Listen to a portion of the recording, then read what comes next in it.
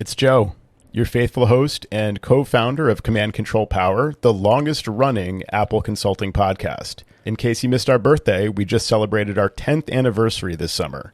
For 10 years, we've been getting together each and every week to bring you epic tales of tech support and business management, and I'm pretty sure we've saved a lot of people a ton of time by sharing our struggles and solutions.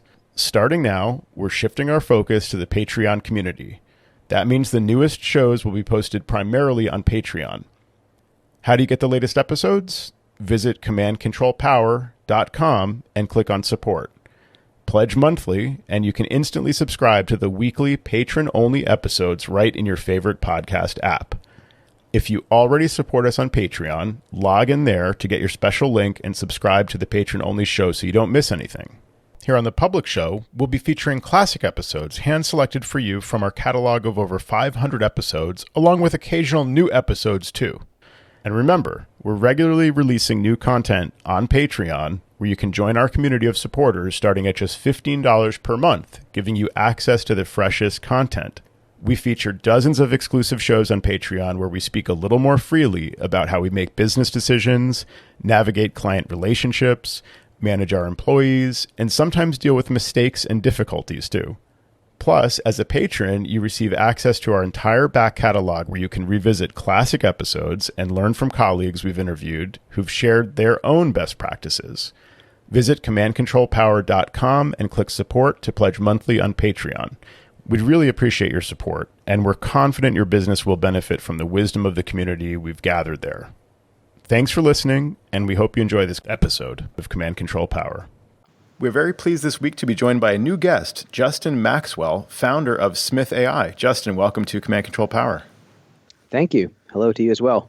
So you're also a former Apple employee, going back about a decade or so, and you worked on the Pro Apps team there. So I'm sure we'll get into a little bit of that. But do you want to take us through a little bit of your origin story and how you got the gig with Apple, where that took you, and how that led ultimately to Smith.ai? Sure. It's a pretty crazy path, but it all goes back to maybe 1999. I was friends with a bunch of other audio music production nerds, and we all would get together on a hotline server and talk audio, share stuff around. By making friends through that community, I found my way to be an actual beta tester for eMagic's Logic audio software. And so eMagic got acquired by Apple, and I had even more contacts inside Apple. Shortly thereafter, Apple was looking for an additional designer for their fledgling Apple.com web team. And I had been working on websites for the movie industry down in Los Angeles for maybe the past 5 years prior to that. And so they brought me on. I drove up to Cupertino, put on fancy clothes, memorized all of the HTML and CSS that Apple was using on their website. They hired me. Back then everyone was just a web designer, but I became kind of Apple's first interaction designer for Apple.com. So I was the only one on the team who was doing CSS and JavaScript and making interactive components, and later on went to build some of their Ajax libraries as well. The last thing that I worked on for Apple.com was when we really changed the entire look and feel of the website to support larger displays to coincide with the release of the Aperture software. That was kind of a new era for Apple.com, because prior to that, it was little pictures and tons of words describing them. And when Aperture came along, it was all about photography. So it was about taking black backgrounds, gigantic images, video in the browser, things like that. And then I joined the Pro Apps team for a year as an interaction designer on that team as well, working on a little bit of Logic, not too much at that point, but mainly Apple's Motion software. Well, that sounds like a pretty fast-paced time there at Apple. Can you either support or deny the myth that for years, the rumor had gone around that the Apple.com website was hand-coded? Was that true? Oh, yeah, absolutely. We did it all in BBEdit. We had macros set up to make life easier. Apple.com was run very intelligently. It was all hand-coded, non-reliant on external libraries or on anything compiled, because we wanted to be able to build a website that would never actually have any types of dynamic errors or server load problems, things like that. So by using includes or anything dynamic, you would expose yourself to problems that could come from heavy client load. And so every bit of what we did was deliberate and intentional is the way we looked at it. Wow. So all just basically static HTML that can be essentially I guess you can essentially put that through like load balancing servers, right? And just like every page is static, so it's very easy to scale that, right? Yeah, it was all static. It certainly isn't anymore. At some point, they started employing CMS stuff, but it was all static, and we were using Akamai as the load balancing and distribution. I remember them from the QuickTime streaming stuff as well. Yep, they would exactly. Yeah. I got to tell you, you guys are talking way above my head with this stuff. It's funny because people, when they see we're in IT, they're like, "Oh, can you help design my website?" And I'm like, "I know nothing about that." But obviously, Justin, this is your cup of tea. So it's pretty amazing to hear that backstory and understanding how you came to be with Apple. It's pretty incredible. Justin, is this true or false? You're the guy who came up with good, better, best. I am not, but one of my coworkers was responsible for comparing the iPod Shuffle with a pack of gum, and then in the little star that said "Do not eat iPod Shuffle." That eventually kind of got us in trouble from executives at Apple. That's awesome. That's amazing. Well, I remember back in that era, I guess, was when Apple had the little Aqua tabs at the top, right? That's probably the prior to when they made the switch to, support larger screens and all, because it was these like probably 6 or 7 glossy tabs at the top that by today's standards, they'd probably take up like a quarter of the screen or something. I mean, they're just tiny little glossy, static image tabs. And the pinstriping. Yeah, exactly. Yes. Right. That's wild. Yes, and we had a wall of shame in our building for every single other website that we could find that would just take our tabs and put their own labels in them and call it a website. Right. But I think even though we joked about it at the time, that really was the beginning of establishing reusable design patterns and reusable components, because people didn't want to be designing their own websites. They just wanted to be having a website. And it was a lot easier to take this pattern that Apple had made incredibly popular and use it for their own purposes. It's come a long way. This also goes a long way to explaining why the Smith.ai site is so cleanly laid out and does such a good job of explaining the product. I remember, thinking that when we first started talking about the product, it was months ago, maybe a year ago or longer. It's a really nicely laid out site. I'm not sure if you're still sort of hand coding that painstakingly, character by character anymore, but I imagine you still have a lot to say about how your current company's site looks and feels. So that does explain it. Thanks for mentioning that. The look and feel of Smith.ai is quite deliberate. There's kind of this ocean of white text on blue background software as a service companies out there, and it's all just garbage at some point where you can't tell one website from the next. And so I wanted to establish a look and feel for Smith.ai that conveyed simplicity and trustworthiness without that kind of retro angle that a lot of the other players in our space were going for. There was kind of this 1950s Mad Men lady vibe that people were doing, and we didn't identify with that either. On the brand side of it, it's all deliberate. Behind the scenes, the code is all embarrassing and garbage, because when we were at Apple, everything certainly was like under a magnifying glass by our audience. Web design was a booming field, and every bit that a client downloaded actually mattered in terms of efficiency and usage. But right now, no one's looking at our CSS and HTML, so it doesn't quite matter what we're doing on the back end there. Right. And the scale is completely different, so you don't have to worry about, one slightly larger image costing you a fortune in any given month, because your traffic goes up so much or whatever. So certainly on the surface, it looks great. For people who are listening and not yet on the Smith.ai page, what can you tell us about that product, just to kind of bring us to the present and talk about when you founded Smith.ai and what your offering is? Sure. Smith.ai is, on the surface, the easiest way to describe it is we are a client intake service for small businesses. We do most of our work through virtual receptionists. We answer calls for small businesses, for Jerry's and many other IT consultants in the Mac space as well. What we do, we provide a layer between customers and the small business. And when calls come into the business, our team answers those calls, identifies whether or not callers are new clients, existing clients, other people in the trade, like maybe business partners or people referring them. Or at the other side of the spectrum, we're dealing with a lot of spammers, a lot of solicitors, people trying to sell, SEO rankings, garbage like that you don't want to deal with. And we weed out all those calls.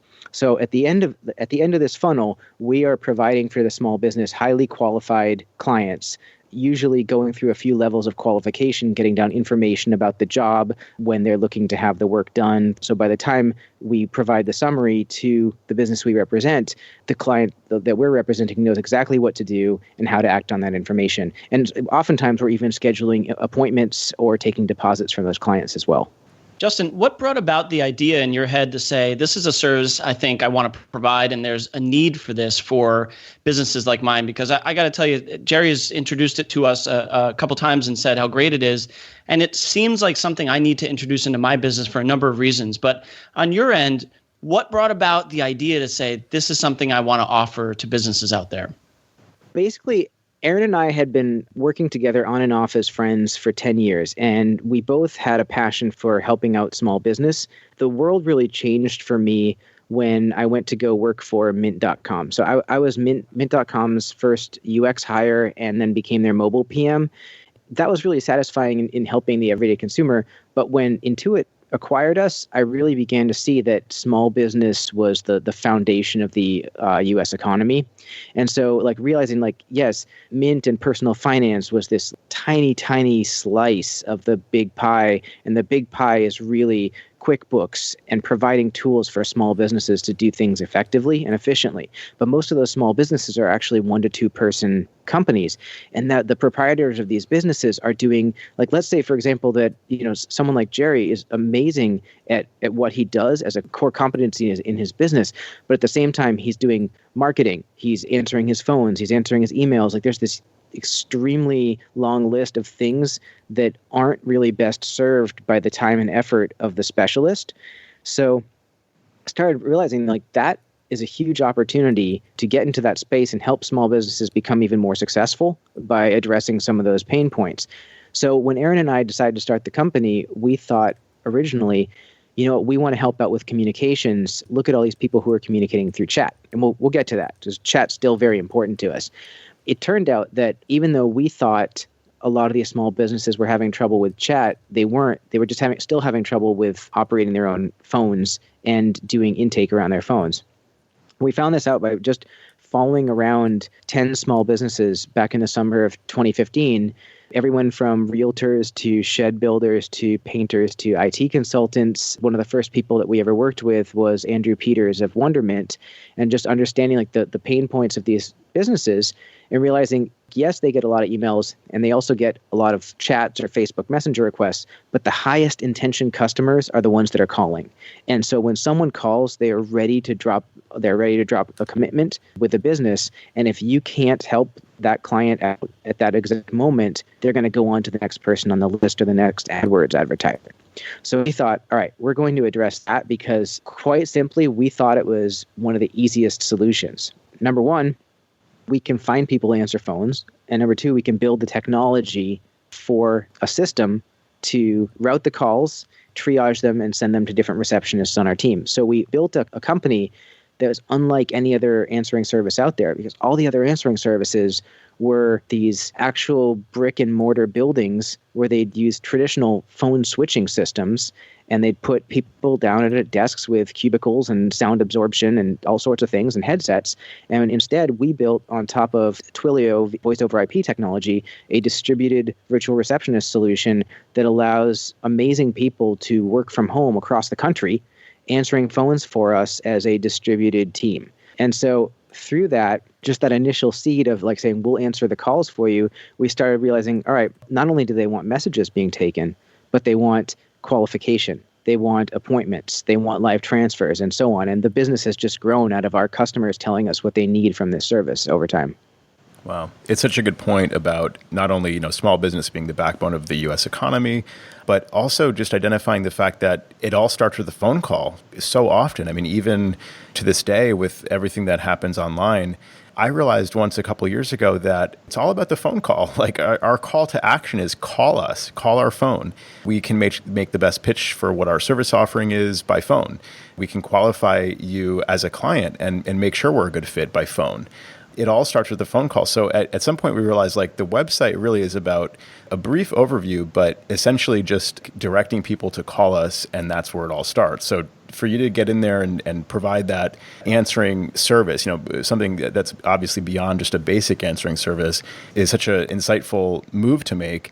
One of the first advantages of hiring somebody in my business to just simply, just to start with, to answer the phones, I started hearing from clients saying they were just so happy to get somebody on the phone. Even knowing that person couldn't help, they just appreciated knowing that somebody has received my call and has told me, that they can expect a call back in 2 hours or 3 hours, or even the next day, or maybe we can get to it next week. But just the fact that somebody was able to answer the phone was so reassuring to my existing clients. And imagine for the clients calling in who are not yet our clients, it's such a better experience to reach a person than to get a voicemail and it's just be like this black box, like, am I going to hear back? How long is it going to take? It's an amazing service. So that's really fantastic. For me, just to echo that, what you both have been saying, I've been with Smith now for just about a year. I started sometime in May of last year. Now I couldn't imagine running my business without it. I don't use it all the time, but I still think back to the times where I mishandled calls, where I was out in the field, and rather than have it go to voicemail, I remember, answering calls in hushed tones at client sites just to pick up a possible lead from a new client. So this just lifts such a tremendous burden off of my shoulders to know that I can just basically, with the click of a button on my iPhone, hand it off to a professional team, and I know that nothing's going to fall through the cracks, and it's worth every penny. I'm glad to hear that. I think for us, it really is about that outsourcing efficiency mentality, where when someone calls you up, if it's a prospective client, they might be in the middle of a crisis, some sort of technological crisis. And if you don't get them on the phone, certainly they can call the next person, on the list. And that's unfortunate. You lose the business. But if you do actually get them on the phone, or you keep them warm for a callback, then you're going to get so much more information in the span of an actual live conversation with that customer than you'd get through a bunch of back and forth emails or some sort of intake form, because you can never really predict the amount of information you might need from these callers or from these situations. They might say one specific thing that triggers off an entirely different conversation with you. If you just ask them those questions in an intake form, they might not have actually provided. Justin, you hit upon an insecurity I have with my business, and I'm saying this sincerely because you may not know this, but Joe and I, for instance, are in the same town, and I've joked about this before, but it is true. I missed calls on occasion, and I've not been able to reach that customer in the future, like to try and call back or something. And I'm sitting there thinking, damn, they probably went to Joe because he has a live person that answers the call, and Jerry has you guys that answers his calls, and I don't. We have something that goes to automated reception that then can dial a particular extension. So now that I'm talking to you, it makes me realize even more, I really need to do this. It is the weakest point of my business to say that, and I mean that sincerely. Justin, whatever Sam offers you monthly, I'll double it to take those calls away from him. We haven't explored that kind of business model yet. Auction model. Come on, Justin's a much more reputable guy than that. Come on. Right.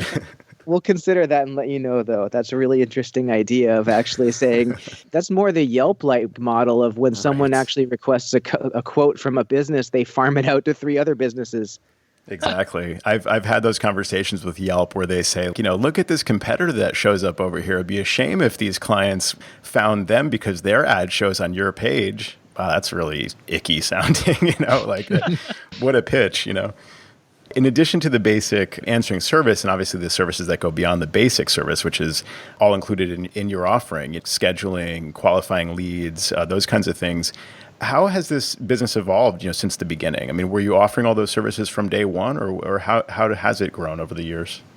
We really just started out answering calls and turning them into messages for people, saying this is right around the time that the Apple Watch came out, and we were saying, how great is it that we can actually turn a call into a notification on your watch? That's where people want to get it.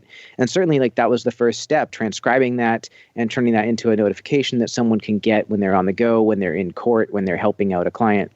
But then it became booking appointments based on certain qualifications from the call. It became live transfers with Jerry and many other people. There will be certain criteria that require us to transfer a caller immediately. And so for attorneys, that could be things like if anyone from the court ever calls, we transfer them immediately. For IT clients, you might actually have 1 or 2 extremely important VIPs. And if anyone from that office calls, we always try to transfer to the pro immediately. And if they're not available, then certainly we'll take a message and send it over as high priority. The next one on the list would be outbound calls. So we started doing outbound calls as well for businesses. You might just send us a note saying, hey, please try this person and relay this message. But a more systematic approach might be things like appointment reminders or making sure that someone has all the right materials prepared for an on-site. If you're actually going to meet with a client for the first time and there's a bunch of things that you want them to have ready, we can call them a half hour before that appointment and confirm that they have all those things ready so you're not wasting their time. So we do things like that. So that was the first phase of just workflow type things. And then the next phase, this past 6 months, has just been all about technological integrations. We've launched Slack bots so that you can accept and reject live transfers, get notifications in any of your Slack groups, and we've added integrations with 10 or more different CRMs that a lot of our clients use as well, so that when calls come in, not only are we taking down the information for the calls and sending them over email or text message, but we're also piping it in to the CRM so it's being stored as a customer record as well. Yeah, that's pretty incredible. I mean, the integrations matter so much. I especially love the Slack piece. I was curious about your reaching out as well on our behalf. So basically, we can have you reach out to customers for us and relay information. And I didn't think of it as going that way. I thought it was a one-way service. So that's a curious point for me too, that we can pass along details that we don't have time to deliver to our clients. Absolutely. And like I was saying, it can either be one-off incidentals. To be honest, we do a ton of those for attorneys. The bulk of our clients are either in IT or attorneys. We have marketers as well. But for all three of those, there's usually this kind of appointment and engagement-based relationships with the customers. So a lot of times there will be rescheduling, there will be materials that need preparation, there will be things like, someone forgot a signature on page 5, and it's a lot easier for our clients to just drop us a note, tell us to do something with the customer than it is for them or you to follow up with those customers yourself, because we actually are being paid to call that customer every hour on the hour until we get an answer to confirm that they're going to do something, versus you having to maintain that workflow is a lot of overhead in your day.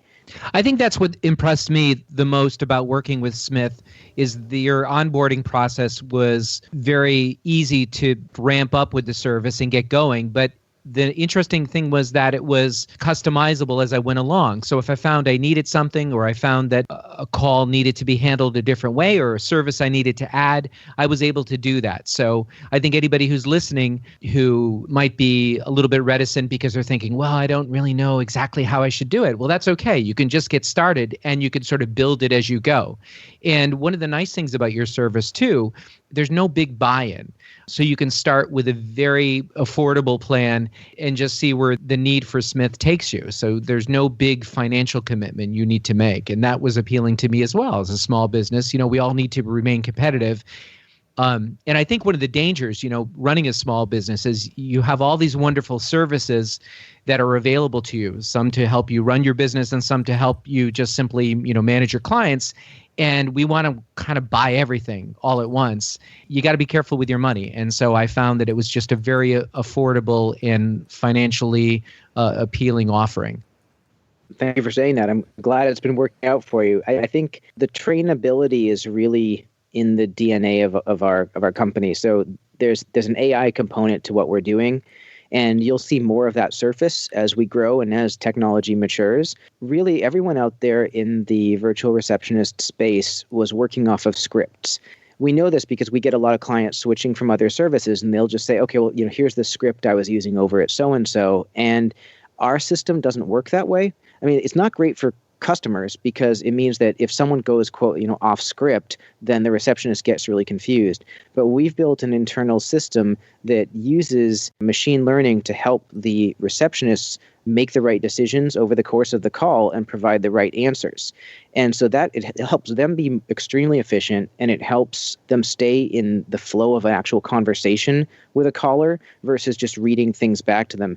And, to get an idea of what that experience is like is, like if you've called, let's just say random, extremely large cable company, if you've called an extremely large cable company and you've said things to someone on the phone, you can really just get the sense that the things that they're reading back to you are literally like words that are being displayed to them on a screen to say. We've built a system that allows a receptionist to actually just have a normal conversation like a human, but provide the information that the caller is asking for at the pace of that conversation. Where that is getting really special for us is that's been awesome for voice, right? So someone can call in and we can provide that information at the time and pace of the conversation.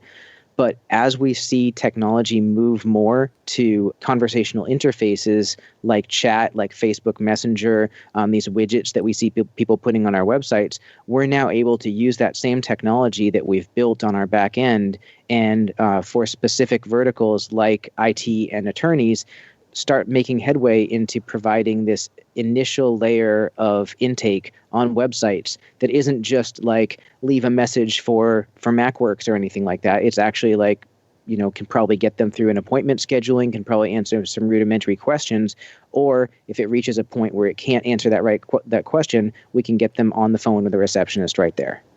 That's fantastic. I mean, to Jerry's point about the cost being something, manageable for many, many businesses, some things you guys do that I think are really fair are you charge per call. So, if it does take a little bit longer, like with some of my clients to qualify, what they're talking about, what they're asking for, how best to meet that need. It's not like you're, running the meter and you're charging per minute. It's very fair. So there's no surprises. You can just, you can totally control how many calls you guys pick up. There's no per minute fee on that. Likewise, you don't charge for wrong numbers. You don't charge for, solicitations and things like that. And Jerry, you've mentioned this in the past where you get a lot of people looking for Apple basically, and they reach you and you end up having to field a lot of these calls and it can be super frustrating. And so to be able to filter stuff like that out and not have that, necessarily count against your, your monthly allotment is really fair. And not to mention the things we talked about, appointment scheduling, outbound calls. I mean, this is all included in your existing pricing. So I just think that's, as you've grown the service and added these features, it just seems really fair that, there's no kind of surprises like, oh, did you want the appointment scheduling? Well, you're going to have to pay extra for that. So kudos to you guys for keeping that, very easy to understand price-wise. Thank you very much for validating that for us. We've always wondered, should we offer this basic package that's just taking messages and don't offer anything else in there? But I feel that like the moment that you introduce that choice and that complexity to people, then like they might make some decision for budgeting that ends up really limiting their business's growth. And so we wanted to maintain that everything that we're doing is in alignment with the success of the company. Unfortunately, minute-based pricing isn't that, because what minute-based pricing does, that someone out there is telling a minute-based pricing virtual receptionist service to try to keep the call short. Mm-hmm. And that's unfortunate because that means that like the customer might not be able to give all the information or someone's being hurried off the phone, and it's kind of just misaligned with how conversation works. So we've just figured out a pricing that's equivalent to the average length of a phone call, and certainly some go shorter and some go longer, but in the end everyone feels like they've gotten what they wanted out of the system. Right, exactly. And people know what they're signing up for and know that, there's no doubt. And like you said, kind of penny pinching on the part of the client or, your customers to decide like, well, I'm not going to add these additional services on, and they may be missing, missing things that, they could otherwise benefit for. So, I mean, it's really nice to be able just to sign up even at the basic level and get that, appointment scheduling and get that, outbound calling as well. It just sounds like something, if I always rewind the clock and think back to like 10 years ago, if when I was just starting out, I had access to services like this, I mean, the whole structure of my business would have been completely different, if I was able to take advantage of these types of services. And I think I would have been much more successful, I have to say, earlier on. So it's fantastic to know about. And I would definitely encourage listeners to check out Smith.ai to see this for themselves and obviously get started if you are interested. So, Justin, you have this highly successful business, Smith.ai. In the 10 months that I've been with your company and been happily using the service, it has grown in terms of some of these features that you speak of, for instance, rolling out the integration with Slack. So it's not like you're just sort of resting on your laurels and sitting back and saying, oh, this is our package and this is what we have. You're constantly building it out in small, subtle, nuanced ways. some of which work for me and some of them don't. But that's great to see, because I know I'm with a company that's not just stagnant or circling around the building. You're not happy to stop there. You're launching another company that's just recently launched, and that's called Keypad. And that has to do with phones as well. So tell us a little bit about that. Sure. So Keypad is a product line that we're launching from Smith.ai. Our goal is to keep our customers extremely happy. So for Smith.ai, the receptionist side of things, we're going to keep on adding new integrations. We're going to keep on improving the technology that we use to answer calls, make it more efficient.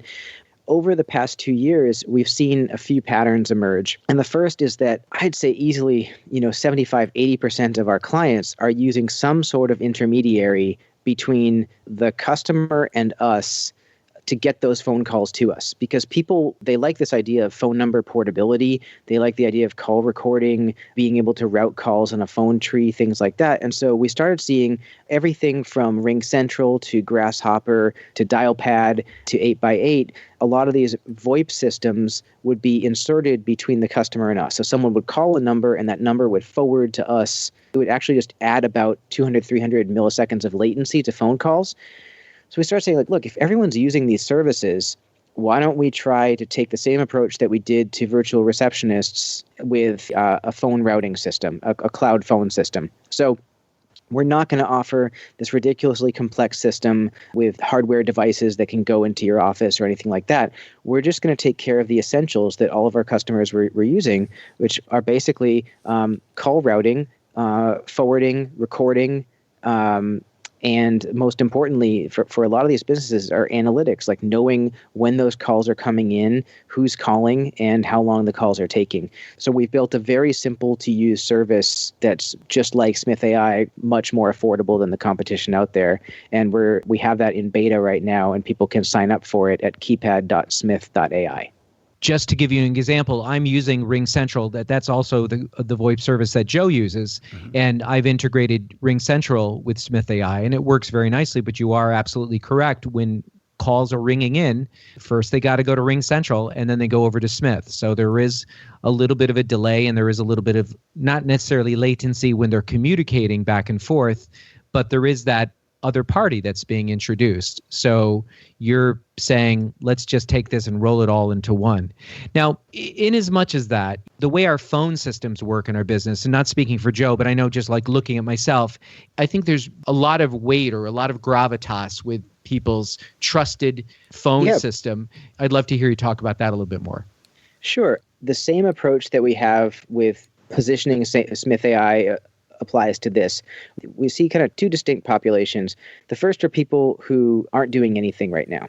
Selling someone's a product, their current solution is nothing, is really all about simplicity. And so for us, that's where Keypad is mainly competing with something like Google Voice, because certainly Google Voice can do a few of the things that we're doing. It can do that virtual routing, it can do that phone number, but it can't do the analytics, the call recording, and you have to be comfortable with Google's voice-to-text transcriptions if you want that. So we're saying, look, if you're not doing anything right now, we can give you that phone tree. We can give you that time of day scheduled routing. So let's say between noon and 3 p.m., phone calls can go to Joe. Between 3 p.m. and 7 p.m., phone calls can go to Jerry. After that, send it to the virtual receptionist. So we can do things like that Google Voice can't do. And certainly RingCentral can do that too. But I'm saying that for just that population of people who weren't doing anything, we can provide a very easy, affordable solution. At the other end of the spectrum, there are people who are using the RingCentrals and the Grasshoppers, and they're paying a lot of money for it, and they're only using a very small subset of those features. I guess it's difficult to be talking to folks in IT about things that are technically complex, but for the average person, RingCentral is not the easiest interface, and Grasshopper isn't either. So we've said, okay, for the small business owner who might not necessarily be so technologically inclined, we've designed a very easy, affordable service for you to just accomplish your tasks. Because what we found through our experience with Smith.ai, but we've had a lot of clients literally give us their login and password to have us go in and configure their RingCentral for them because it was too confusing. That's the market that we know we can address by building an extremely usable, simple interface. Yeah, I completely agree about RingCentral. I mean, I am obviously, in that technically savvy clientele. section. But Ring Central is not fun to use. It's not easy to configure, overly complex. When I signed up for Ring Central, I mean, it really helped me out to be able to say, call this one number, and then you can press 1 for me and press 2 for whoever, and I could have those rules based on time of day and everything else, and that was great to have at the time. But over the years, it's gotten like way more complex. Our system, the way we've designed it, is overly complex, and I cannot wait to switch away from Ring Central. So I'm on your page right now, and I'm going to explore this because I've been looking for an alternative. I've called them. I've had conversations with them that go nowhere and are very complex and hard to work through. Their support is not great. They've made a lot of promises they haven't kept. So not to bash one of your competitors, but they're not on my happy list right now. And we pay them a lot of money every month for basically the ability to like make and receive phone calls for 3 or 4 different people. Not super complex, but it has gotten overly complicated over the years and certainly very, very costly. So I'm going to look into this, and that will be, that's exactly what we use Ring Central for. We have the app on our phones. We use the VoIP feature of the app using either cellular or Wi-Fi. We don't use desk phones very much anymore. The app is great. I mean, that's all we need. We just need an app to be able to make and receive phone calls using our caller ID for our office number. And we want to be able to route them based on, essentially time of day and kind of like transfer to each other. That's the basic, use case. And I think that's exactly what you've described. So that's very exciting. Exactly. That's the use case that we're going after. The mobile app is in development right now.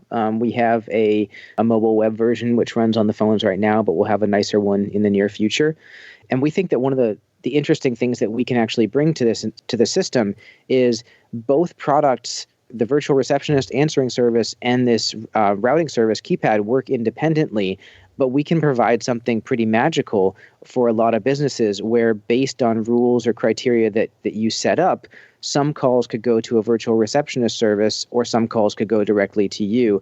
And so, when we think about some of those clients that this would really apply to, is people always want to save some money. And so they might set up a system using Keypad so that calls between 12 and 3, when load is extremely heavy, get answered by the virtual receptionists, but calls outside that try the professional on their mobile phones first, and if it doesn't ring, then it goes to our receptionists. So we can actually keep on adding this layer of human touch to any sort of routing system if someone wants. And then the other thing that we can help them with is through the analytics that we provide on calls. You can start to see, like, you might know, for example, that Mondays are kind of a crunch day for you, but we can actually help determine that actually Mondays, between 10 and 4 are really heavy hours for you. So you might need to actually get another person on your team to go out and be doing service calls.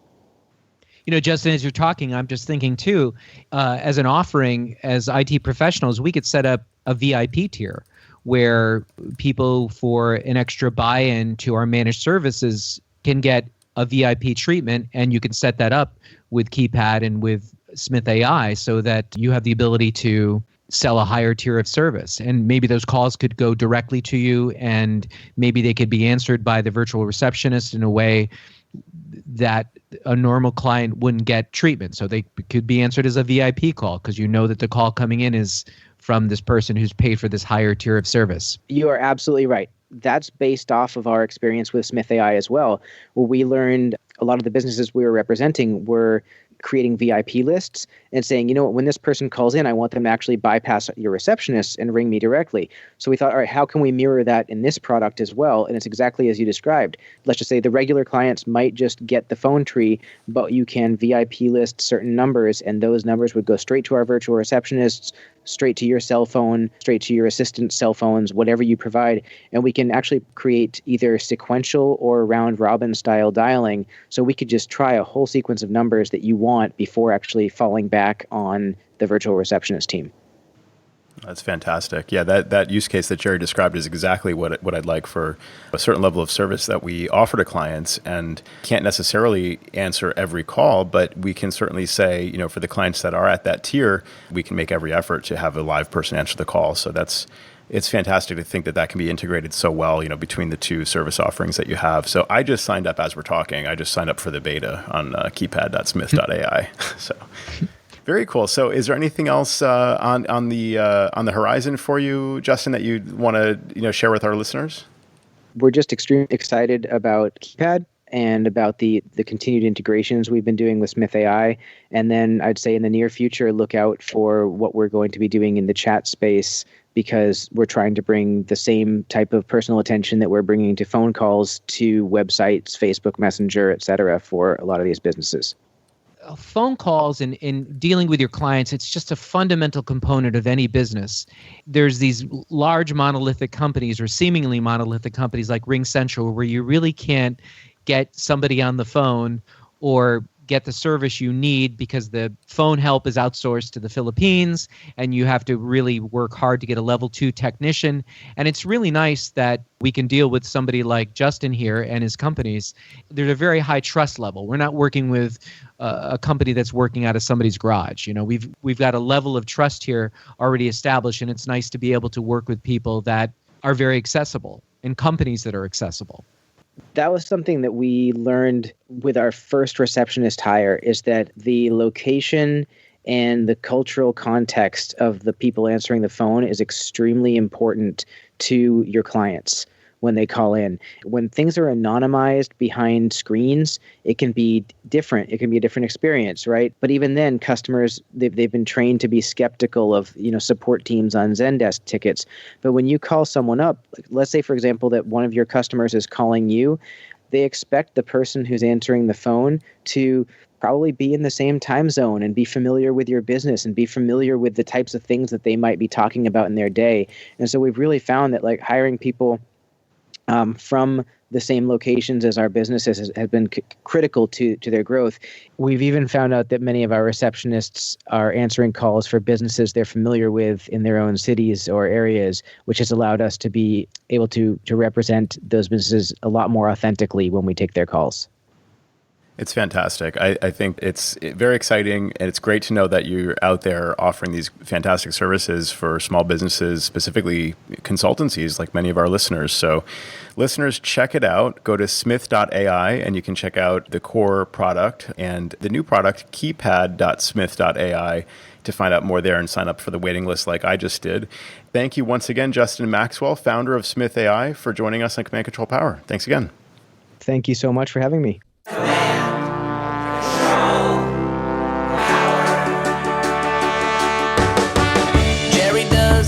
Of customers of all kinds. Am I on the cloud? Joe spins his deeply detailed yarn